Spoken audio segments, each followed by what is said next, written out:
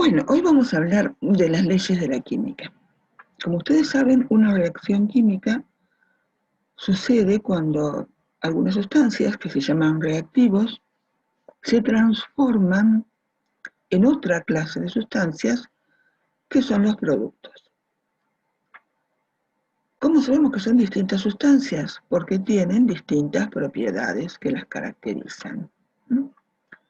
Y todo el estudio de las reacciones químicas se hace con ayuda de las leyes de la química, que fueron escritas hace más de 200 años, y todas se obtuvieron en forma experimental. Bien, dentro de las leyes de la química tenemos la conservación de la masa, escrita por Lavoisier, que dice que en una reacción química la masa no se crea ni se destruye. Hay cambios químicos, hay transformaciones, pero la masa de los reactivos es igual a la masa de los productos. Como vemos acá con un ejemplo, estos pesos salen de la tabla periódica: 12 gramos de carbono, 32 de oxígeno, me dan 44 gramos de dióxido de carbono.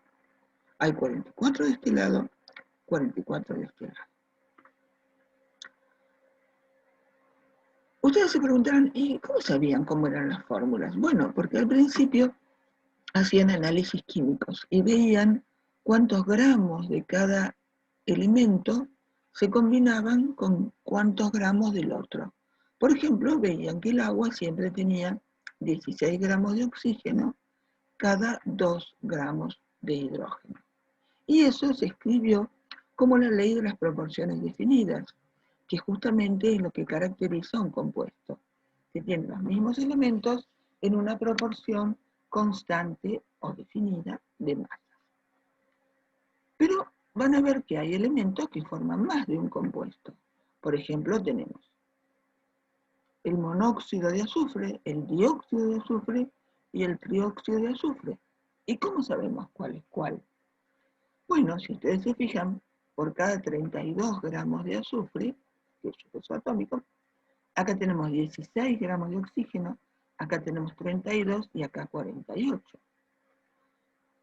Si tomo como base 16, 32 es el doble y 48 es el triple. O sea que tenemos una relación 1, 2, 3. ¿Qué es lo que dice la ley de las proporciones múltiples? Que cuando dos elementos se combinan para formar distintos compuestos, sin embargo, las diferentes cantidades de uno que se combinan con una cantidad fija del otro, que en este caso fijo sería el azufre, esos números de combinación son números enteros pequeños. Y eso les empezó a hacer ruido, que eso tenía que ver con un número de partículas. ¿Por qué siempre números enteros pequeños? 2, 3, 4. Que eso eran partículas, y ahora vamos a ir viendo cómo se llega a la idea de átomo. Y en realidad la idea de átomo ya la habían postulado los griegos. De ellos justamente viene la palabra átomo, que significa indivisible. Sin embargo, los griegos no eran experimentalistas. Es decir, no medían, simplemente filosofaban. Está bien, pero en las ciencias experimentales hay que hacer experimentos. Y el primero que hizo experimentos en esta línea fue Dalton, que era un químico inglés y meteorólogo, que su problema era saber cuándo llovía para salvar las cosechas. Y se dio cuenta que había momentos que el aire estaba más seco y había momentos que el aire permitía que hubiera más humedad. Entonces empezó a pensar, ¿cómo no? El aire no es un continuo. Quiere decir que puedo meter cosas en el medio, como quien pone arena entre piedras grandes. Y ahí empezó a pensar en partículas. Y dijo, bueno, la materia está hecha de partículas. Y esas partículas se llaman átomos. Si esos átomos son del mismo elemento, son iguales entre sí. Y si son de distintos elementos, son distintos. Cuando los elementos se combinan, lo hacen según un número entero, 2, 3, 4. Y los átomos no son destruidos ni creados en las reacciones químicas. solamente se asocian con otro elemento. Por ejemplo, en esta reacción muy sencillito. Yo tengo carbono y oxígeno y formo dióxido de carbono. El carbono puede ser un sólido, el oxígeno es un gas, el dióxido de carbono también es un gas. Pero fíjense, acá tengo un carbono, dos oxígenos, y acá tengo un carbono y dos oxígenos. Esto es un átomo de carbono, estos son dos átomos de oxígeno, o lo que es lo mismo, una molécula de oxígeno. Acuérdense que los gases son diatómicos. Y acá tengo una molécula de dióxido de carbono formada por un átomo de carbono y dos átomos de oxígeno. Para no hacer más lío, lo que hay que contar son los átomos. Por eso importa que distingan entre átomo y molécula. Acá hay un átomo, dos átomos, tres átomos.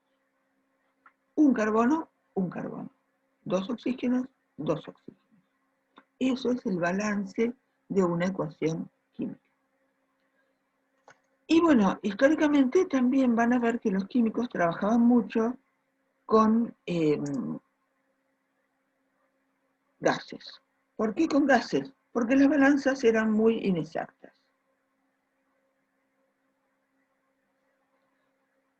Y en cambio, medir un volumen de gas es más sencillo de medir, cuando uno tiene una balanza mala.